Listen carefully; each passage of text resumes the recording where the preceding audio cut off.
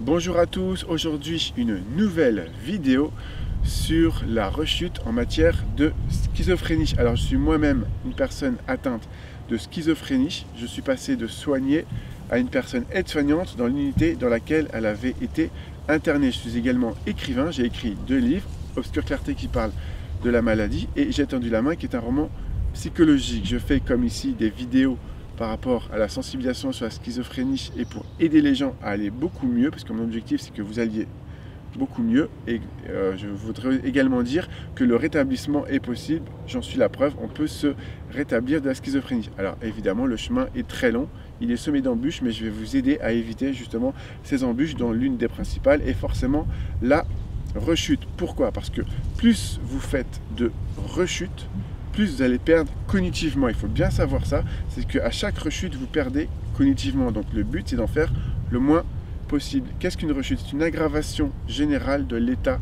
de la personne. Je répète, une aggravation générale de l'état de la personne.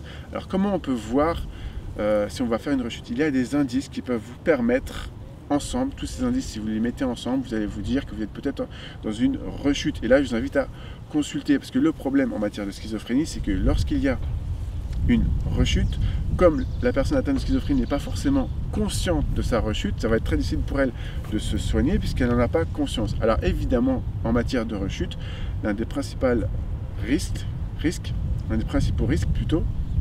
c'est l'absence de médication. Alors soit l'absence de médication, ça peut être également une médication non adaptée. Je m'explique, cela peut être un dosage qui n'est pas adapté, cela peut être des oublis récurrents dans la médication, une posologie également inadaptée dans la médication. Et là, si vous avez ça, je vous invite à voir votre médecin ou votre psychiatre pour justement retrouver une médication adaptée avec une posologie qui est adaptée.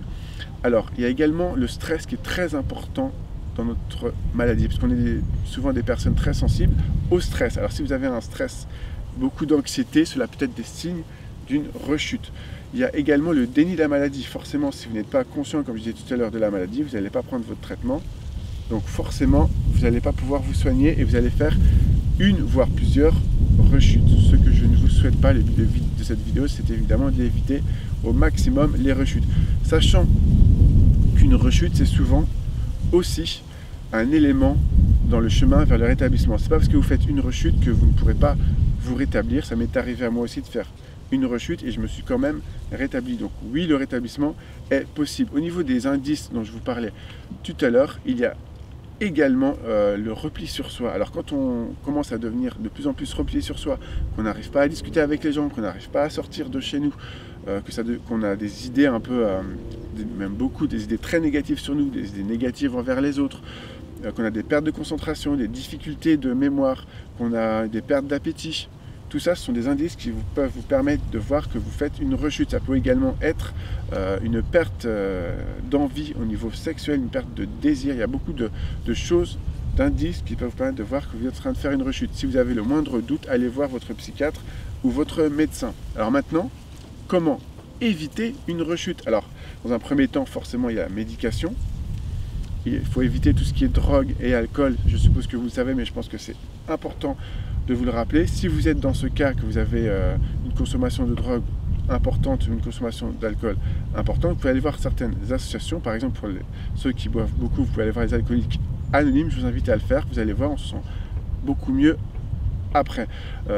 Au niveau de la prévention de la rechute, alors forcément, il ne faut pas être dans le déni. Il y a également le soutien familial et conjugal qui joue un rôle majeur, prépondérant. Si vous avez le soutien familial et le soutien de votre petit copain, de votre petite amie, cela va beaucoup vous aider. Si vous réussissez à avoir un travail, que vous réussissez à sortir de chez vous, même que vous vous forcez à sortir de chez vous, parce que des fois on n'a pas envie de sortir de chez soi, que vous arrivez quand même à discuter avec des gens et finalement à faire une fois de temps en temps la fête, et bah du coup ça va vous vider la tête, ça va vous vider l'esprit et vous allez être mieux dans votre tête. Alors, je parlais également de la gestion du stress. Je vais développer un petit peu ce point-là.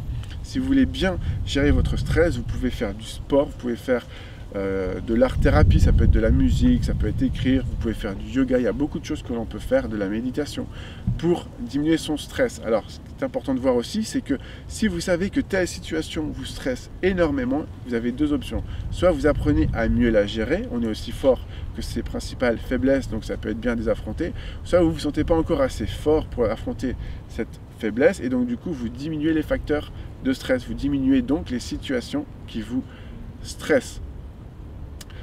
Il y a également l'hygiène de vie qui est très importante pour éviter la rechute. Je vous invite à regarder, j'ai une vidéo sur YouTube qui s'appelle l'hygiène de vie, il me semble, l'hygiène de vie dans la schizophrénie, donc vous allez voir, et donc j'explique justement l'hygiène de vie par rapport à la schizophrénie, c'est vraiment quelque chose de très important.